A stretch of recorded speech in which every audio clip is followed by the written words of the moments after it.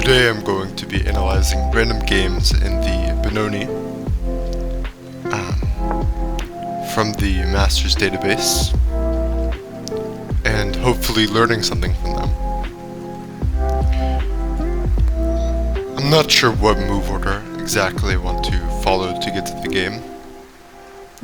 I usually play knight of 6, then here, and I think I start with e6 usually and then play this, but you can also start with c5. And there are different lines. Some lines, for example, if you do play the Benoni like this, there are some f4 lines, I believe. What exactly do I want to play? I don't remember the move order.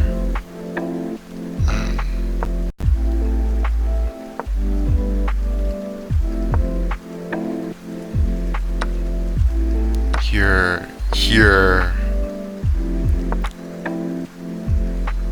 I think it's just the bishop getting opened up before this. G6, and is it the bishop check? Or is it starting with f4? I think it's starting with f4. Then you get the here, then you get the bishop check. And this line is a little annoying, so I've seen it said arguably that you should avoid this. And basically the way of avoiding that is just not playing e6 before you castle. But both might also just transpose. I suppose it doesn't matter so much for the point of this. So yeah, I will just go down this line, and I have issues that some of these might be Title Tuesday games, but well, okay, this is 2840, which tells me that this is probably classical from the most recent tournament that Magnus Carlsen played in, like Norway chess or whatever.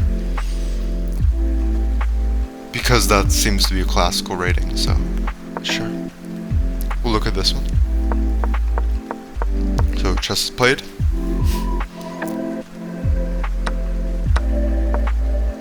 And we get the very standard position. f4 is played, g6.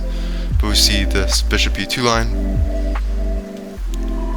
Bishop gets fianchettoed. And here, well, I guess I'll see what gets played. We get a line that I don't know if I've seen yet. Bishop to e3. What do I think this tries to do? The knight's development is getting delayed. Almost seems like it's giving the possibility of queenside castling, getting pieces further developed. I guess the goal is just queen d2. Yeah, it's as simple as that, which maybe also could castle queenside, but you don't have to. It's just a quicker version of this.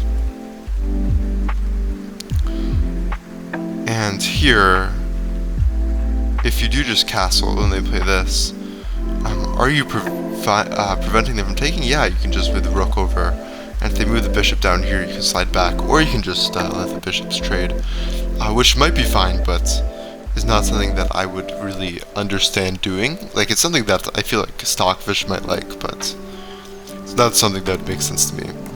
So Magnus just castles, and we just get knight f3, which is interesting. I'm just a little confused as to why you wouldn't play knight f3 first, then this. And that probably comes down to the question of, is this enough f4 too slow? I'm unsure. I don't think knight f3 really gives any extra options.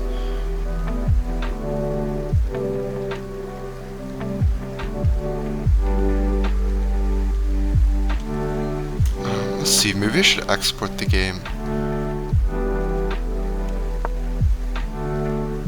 That might make it easier to go along with it.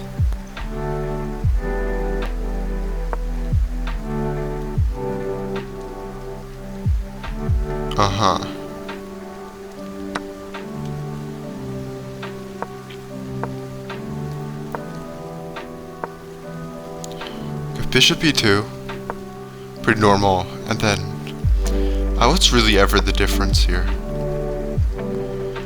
I mean, white's just going to castle. Bishop g4 is allowed one tempo sooner, so I guess that is avoided by playing this. They can't play bishop to g4, but you're just going to play it anyways. I don't really see why this should be thought of as so different. And in fact, by spending time on this bishop e3 move, b4 is actually allowed.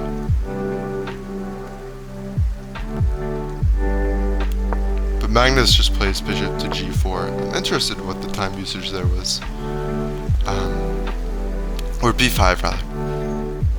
Because b5 should be a pretty obvious move to Magnus, I would think. Considering that it's just a very normal way of playing the Benoni, and I don't see why you would avoid that, you know? Like, I miscalculated b5 earlier in the game. I thought I had it, and I did. But then I didn't calculate the line properly, and I didn't end up playing it, even though it was the best move, and I saw it as a possibility. I didn't think it worked. But this is, you know, Magnus Carlsen. I would expect a little more from him, considering I feel like he's almost certainly studied every chess opening, and this is definitely something you should be looking out for. And I have a hard time believing that he's thought strategically it would be valuable for his odds winning the game to play bishop g4 here over the move b4, or b5, I keep calling it b4. So that's kind of odd.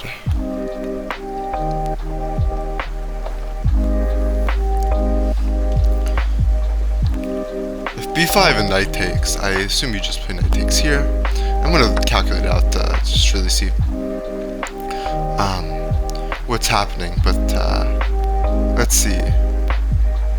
Well, you don't start with rook e, obviously. If you just play takes, check, they go back, then I don't know what's happening there. But yeah, you can just play knight takes e4. But why exactly does knight takes e4 work? Knight takes e4. Okay, check. Knight c3. And yes, you can just take the knight, of course.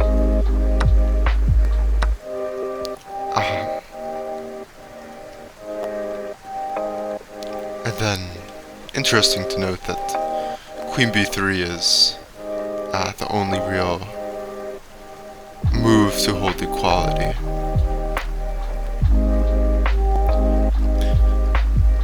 If you just, what's a good filler move?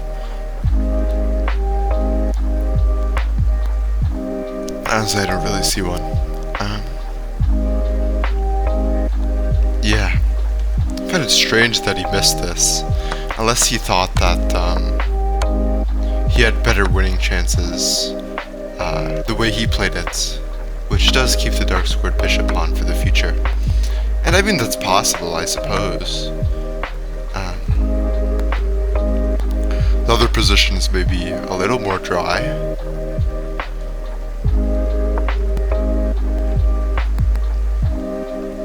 So, maybe that's what was going through his mind.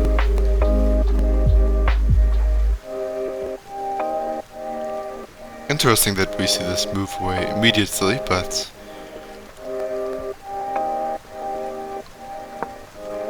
I don't know, I would expect castles in this position. Bishop takes f3, and maybe this knight is going to be considered better than the bishop here, which I wouldn't really understand, but it's reasonable. It is nice to get the knight over here, certainly.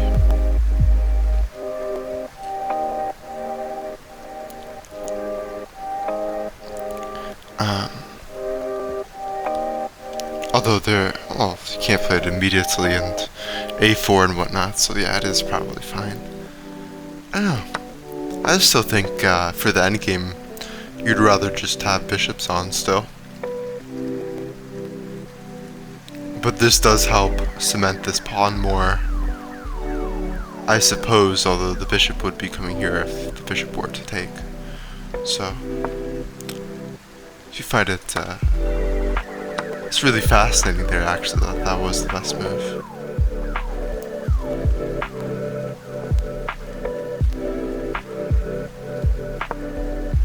Okay, knight develops very naturally. Let's go back and, or I guess if I go back I see the top engine moves, whereas here I don't actually see it. Well, okay, it says it right here. That's knight e6, which is an odd move. It is a move sometimes, and it's a move even with the bishop on this diagonal, and actually oftentimes bishop takes is not the best move. So I have seen moves like that before. I just think it's kind of weird to be going here. If the knight does go here, what are exactly the plans currently? Let's say a3 gets played, which the computer is going to think is inaccurate. We are going to see knight c7. So we're trying to reroute it to c7, but I still am not entirely sure as to why this is so good. As opposed to going to d7 and then e5, which is much more natural. Whereas here, I mean, I don't know, you can defend the pawn like this against the knight here, but that's kind of locking in your rook, and while it is sometimes a plan, I just think that's really suspicious.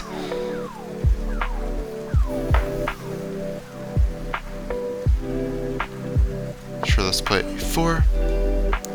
Here we want knight d7 with this knight, getting it out of the way. Let's follow the line.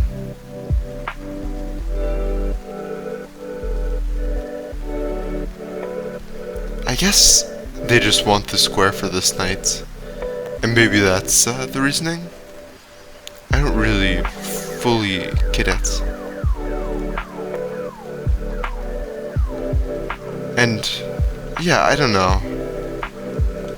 It's kind of weird to me.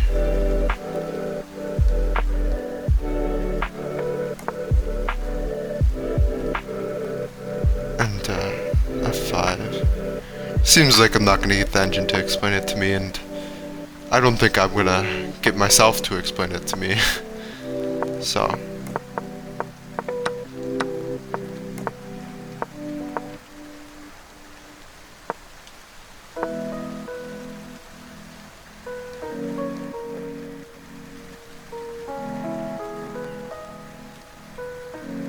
Oh, also the knight.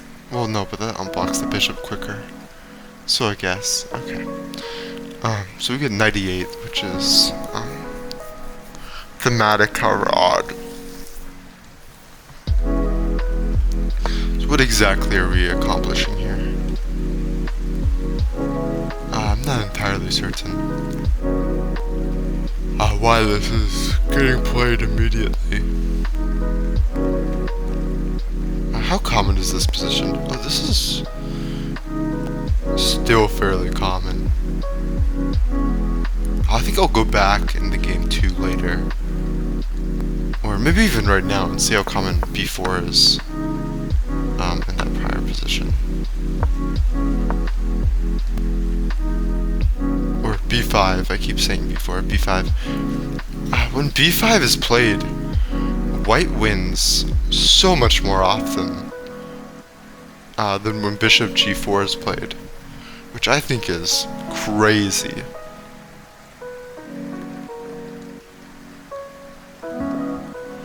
But the engine's sitting for, I guess, like 5 seconds. In depth of 4. Oh, it's not even. Or wait, that's the strength of it. Let's make the engine a bit stronger. see what it concludes about the difference. It is possible that my engine's just being weak, but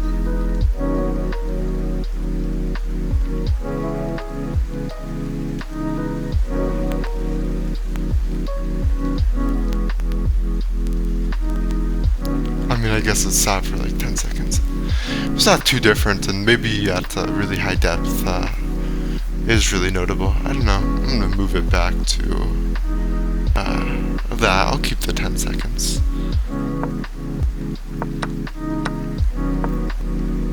Ooh, it's being kind of laggy.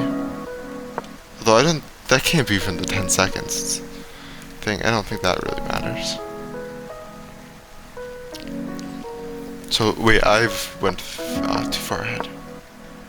So knight goes back, and I think maybe this might be preemptively dealing with this f4 e5 idea.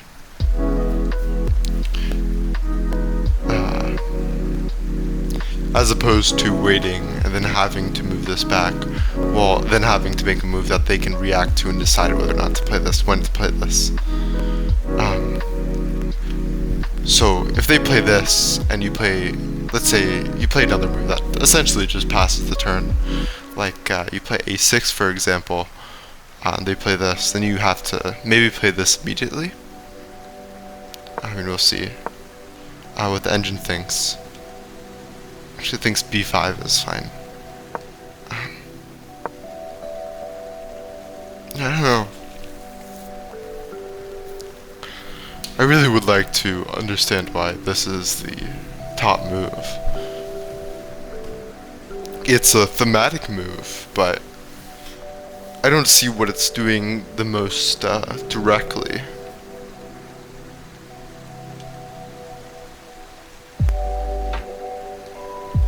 It's defending the pawn, and it's getting the knight out of the way of attack.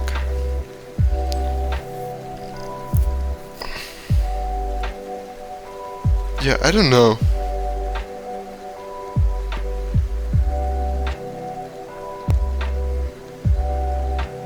Now it's showing a different move, knight to g. Opens up the bishop. It's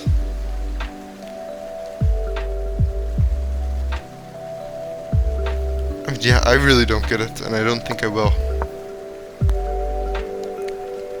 Here we get f5, or 4. And, okay, if this were to push immediately, then there might be some trouble. Although, a pawn would be won, and this passed pawn probably would be not the greatest thing ever. We're probably looking at ideas of knight c4 soon.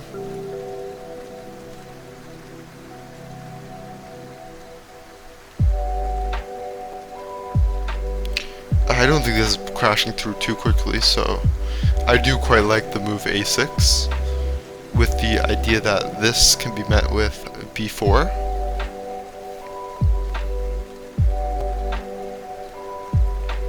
f5 is a thematic idea, which I don't fully understand. I should though. So I play f5, they take. I don't really want to take it back, do I? I believe Magnus plays f5, so I will look more into that with the view of the game in the engine, I guess. Queen to b6.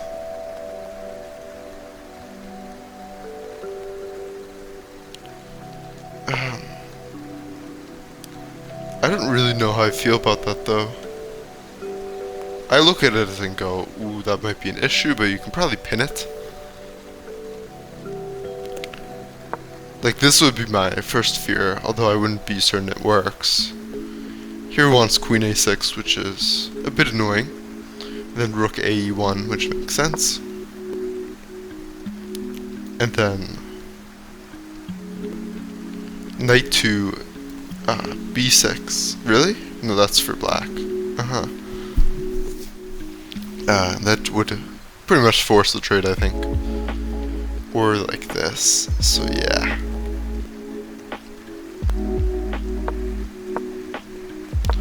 b6 seems fairly reasonable as a manner of applying some pressure. And it gets the queen out of the way. Although, I question whether or not the queen really is in the way. Here we get f5, and I'm very curious about this move. Oh, there's a rook. Yeah, I didn't see this, honestly. Which might be an insane thing to say, but... Okay, so this seems... whoa. Once g takes... which is not something I was expecting.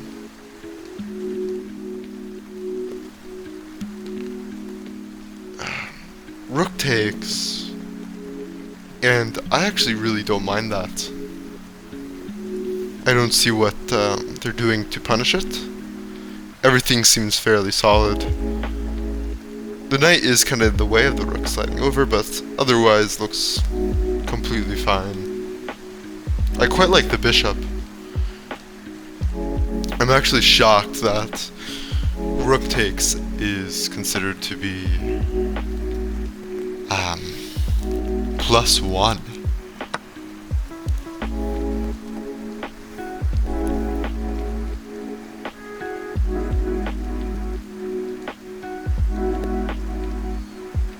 I mean, this is only so scary.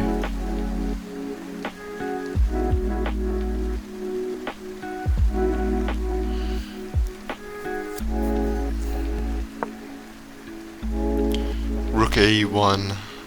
Yeah, I don't know. I mean, I'm having trouble getting this rook into the game, which is a problem, but... you know, otherwise, it's pretty good, but maybe I am just playing down a rook. A move like this probably would be too slow. Because here we get rook e1, and then here if you do, actually knight d7 is the engine recommendation.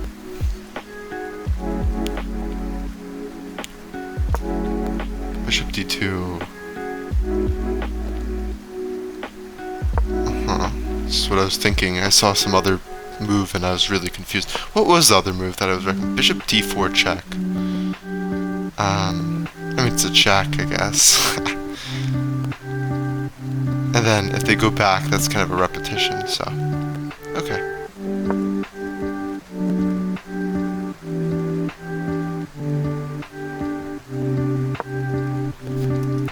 I mean, this being +1 is still really weird to me. I don't see where the issues are for black. Like, I see how it'd be frustrating and maybe difficult to try to win, but I mean, +1 is crazy.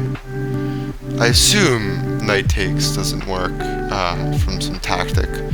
Actually, it just very clearly doesn't work. That's a check. There's no more need to calculate. After takes, check,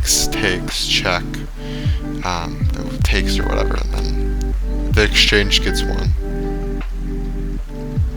Which not only does the exchange get won, but maybe even more material gets won.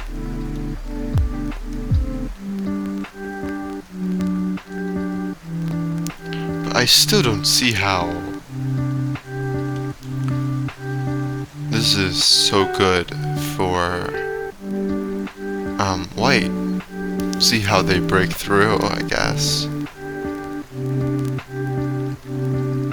Okay, pawns are really getting launched. I get positions like this a lot in the Benoni, where their king is very open, but I can't immediately attack it, but it seems like their attack isn't necessarily scary enough, and it seems long-term pretty good. I mean, if I got this position in a game, I would probably think that I'm better, truthfully. But I am quite amazing at thinking my position's better, however difficult to play, when it's actually much worse, so... yeah, I don't know. I think that's just because I look at the position that I resonate with more, and it's like, you know, if I play it properly, it is true that they have all weaknesses and no benefit because they will throw the game, but the issue is I will throw the game too, so. But yeah, I don't know. I resonate more with black's strategic capabilities here than white's. But both seem pretty miserable to play because it doesn't seem very clear how you're going to make progress with black, and with white I'm scared that my attack isn't really real. But I guess it is kind of real, it's just not immediately scary, and it's kind of like a slow burn attack where, you know, I mean obviously this isn't necessarily going to happen in this way, but yeah, something like that is kind of scary, and I guess you're slowly kind of getting positionally decimated rather than like tactically.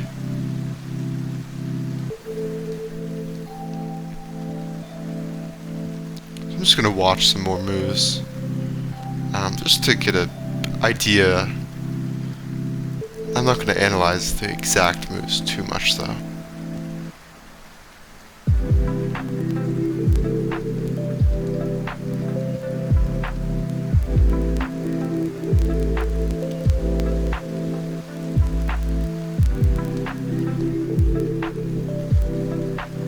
Okay, now we're in a draw. I don't know if this was always a draw.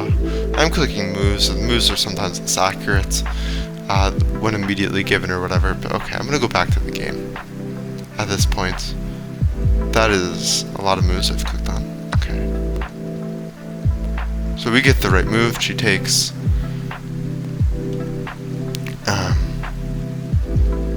Which I can imagine maybe makes it kind of hard for white to do anything, as the pawn is really doing a good job taking away space from white in the way that the rook doesn't, because these two squares are, you know, squares where the queen can go to and the knights can go to pretty easily, whereas this file obviously isn't much, and this pawn is defended by this bishop, which is going nowhere fast. So, I mean, I can maybe kind of see it, justify it with it on the board in the engine analysis, but I don't think I'd be taking with the pawn in the game at my current level.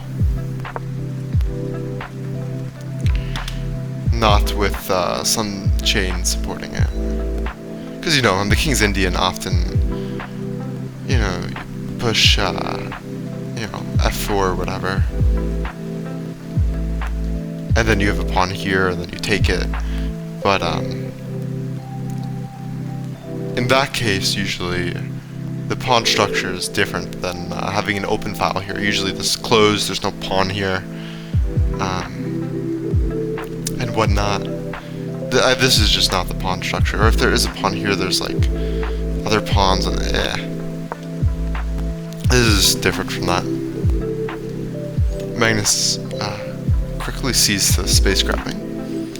This knight will have a good outpost, but maybe it's not doing oh so much, but not doing oh so much is also the way that I justify all these better positions actually not being better, so I don't know. It is also kickable, which is worth noting. This covers the square.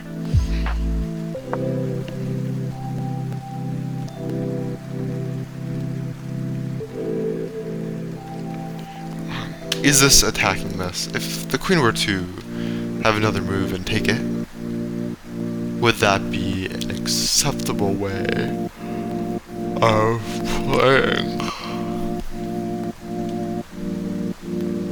I think so. I don't really see what would be done to punish it. Actually no, you could just take like this, and yeah, you can't do that because of this. And presumably these pawns are stronger. I could check with the engine, but yeah, this isn't so much of a threat. And we get b5, just a good move. Giving some space to break open here and create counterplay. Here we get knight takes, which hangs this pawn. So it's kind of a weird move.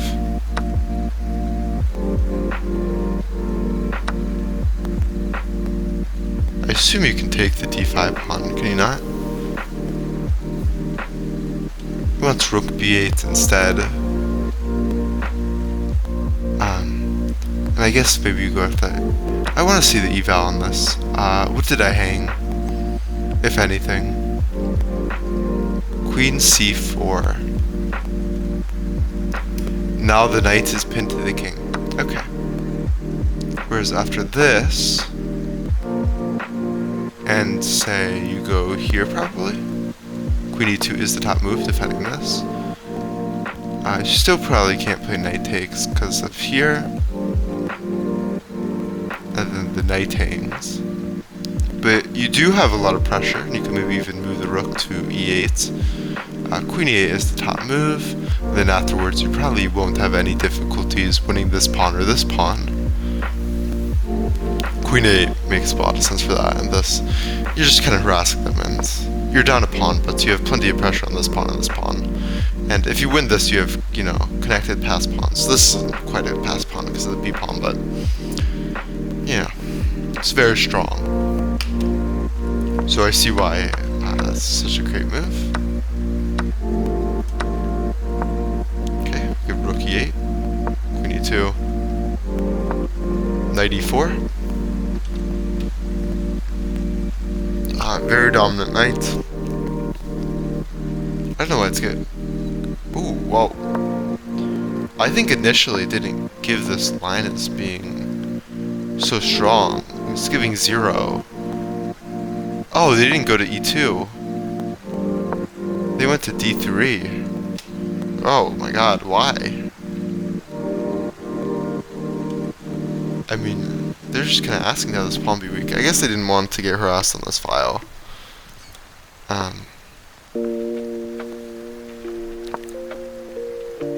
Defend the pawn.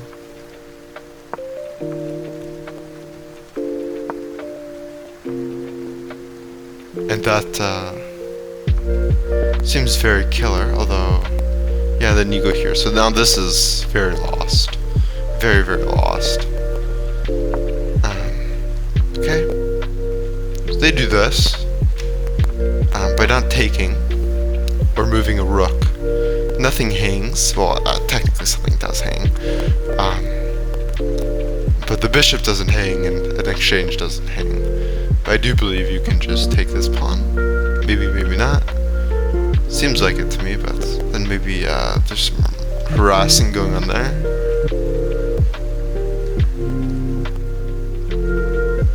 Actually, Dungeon only shows one move, which is knight takes g5. If you don't play this, then what happens? I don't understand why this is so bad. Oh, we're kind of threatening to win the game here, aren't we? And if h6, then this is, I mean, crushing. Yeah, I didn't see that. And maybe even without that, there's this too, which really exposes our king, and it's terrible. So makes sense. And now here you can just play rook takes, and you have a much nicer, much more active position.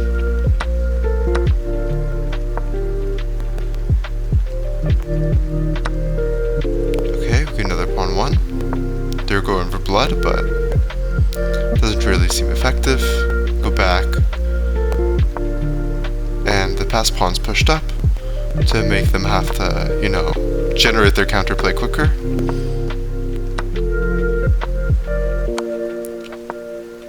And there's just no hope at this point.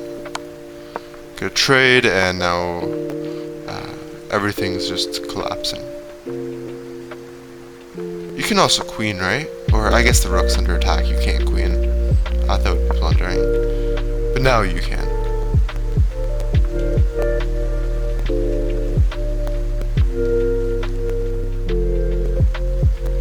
Interestingly,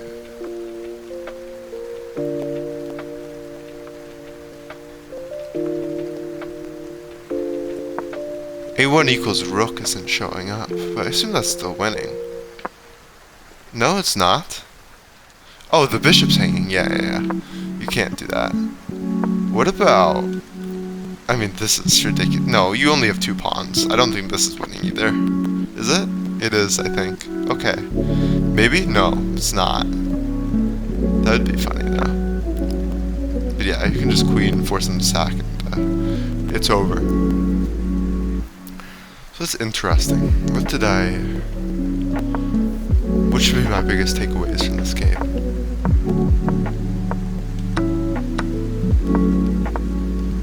I guess first and foremost,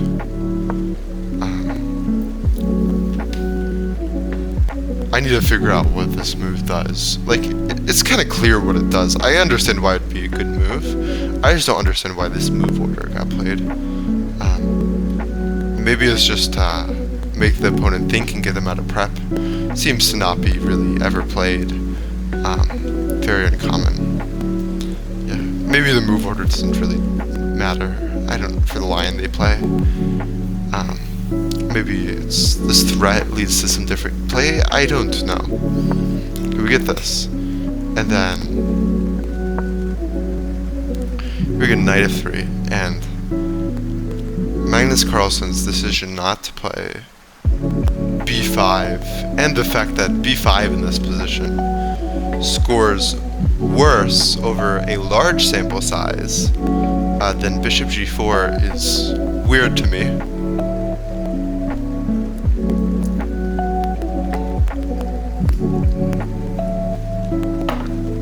My best explanation for that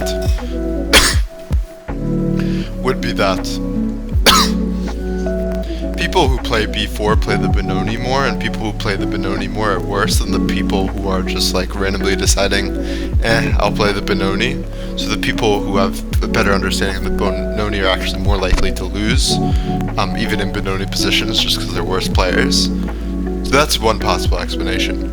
The other possible explanation is somehow with the way it plays out, bishop g4 is better. I don't know. I mean, 150 is a pretty good sample size. I find it just really weird that b5 in this position scores worse than bishop g4. It doesn't. It's worth noting that the percent lost is the same. Bishop g4 just gets more draws, which I mean I'd kind of expect to be the opposite, because I'd expect b5 to, you know, liquidate more. So I think that's really odd.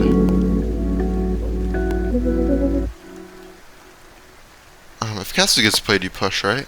Yeah.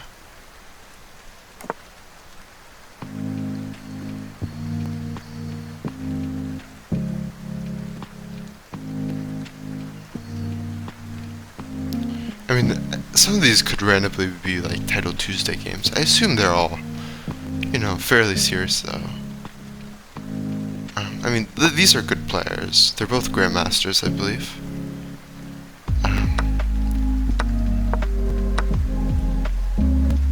I'm just trying to see like the demographic that plays these moves. We have Arjun here, although Arjun's not on the black side. And this is a Title Tuesday game. If the opponent's 3000, they're probably also Grandmaster.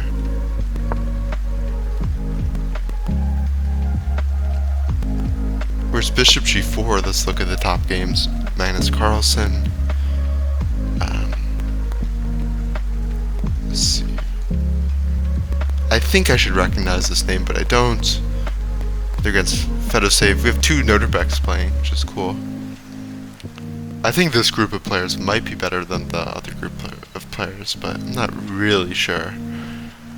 But why would the group of better players, like, do they have less experience than the benoni, or do they just think it's better to play Bishop G4 is kind of what I'm unsure of. If I change it from the Masters to allchess.com games,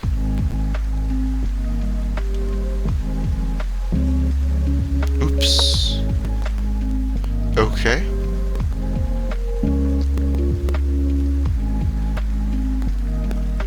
I mean, they're all kind of approximately the same.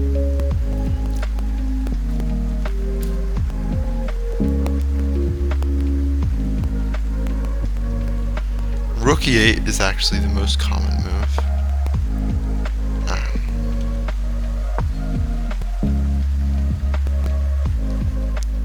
When b5 gets played, e5 is the...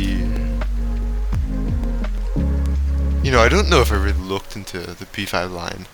Maybe this e5 move is a little annoying? I don't know. But black seems to score well against bishop takes, which I believe is the line where you play knight takes. I'm actually curious if you change the rating.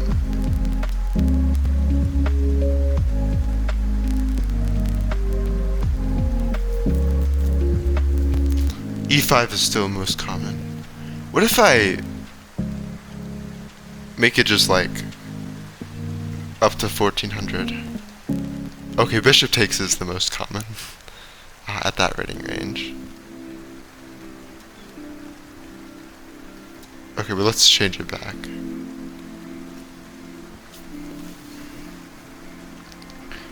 Bishop takes, I believe you play knight takes.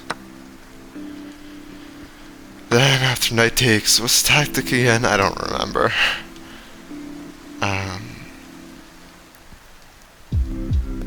This should be, I mean, I've looked at this already, and I mean, I really should know it. Oh, the queen goes here. The knight goes here. But then what's the follow-up? Oh, you take the knight with the bishop, yeah. Okay. Very good. Okay, but yeah, this really isn't scoring as well as bishop g4. Which makes me wonder if maybe it would be better for me to play bishop g4 more. In positions where b5 is possible. Although oftentimes when you get positions where b5 is possible, this bishop isn't here and h3 is rather included, so you can't even play it. And then you play b5 because they've spent time developing these pieces to these squares, and this bishop is there instead. And h3 does stop this. So that's worth keeping in mind. Going back to the game.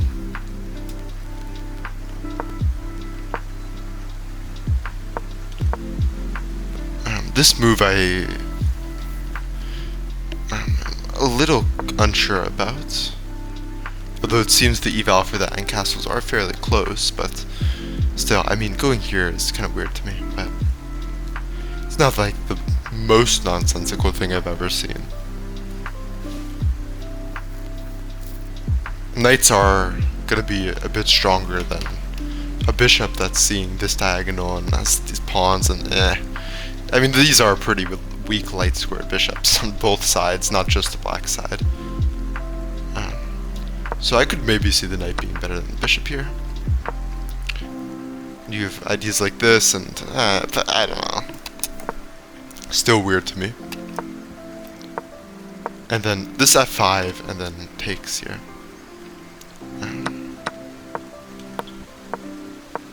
And I think all the other stuff was fairly tactical in nature. I think it's kind of cool, you know, the restraint on taking this pawn, but yeah. So, in conclusion, what did I think was worth remembering? I'm going to say the first thing, well, I think the first weird thing was bishop to e3, but that I really wasn't able to explain. And then, instead of playing b5, which I assume Magnus was aware of, and maybe even would be able to say that the computer likes more, he decided to play bishop g4. And it's not just, oh, Magnus played it, but looking at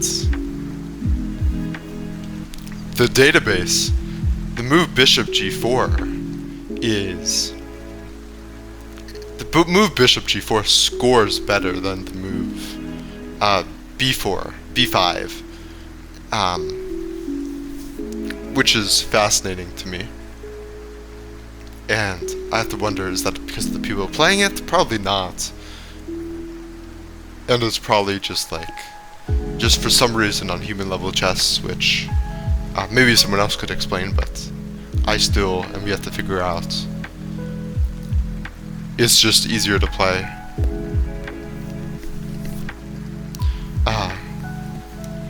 Bishop g4 lines than this for black.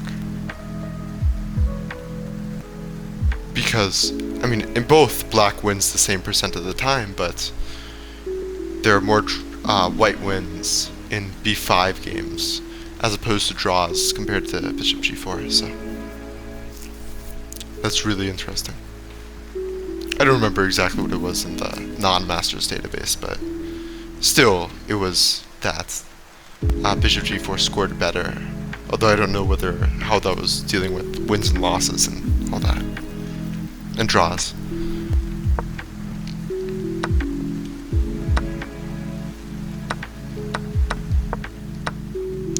Okay, so I'm going to go back one more time through the game, clicking through it, trying to see if I remember everything. I think I also forgot to mention taking back with that pawn, controlling these squares rather than the rook, being pretty important. And as long as I mentioned everything, then I think I'll be done and hope that I took everything I can from the game.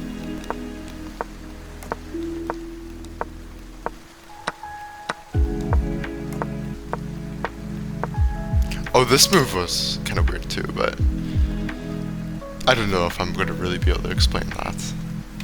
Maybe if I sat down for a really long time, but I think I'm kind of reaching my bedtime at this point.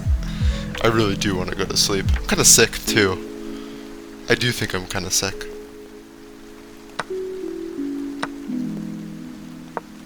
Okay.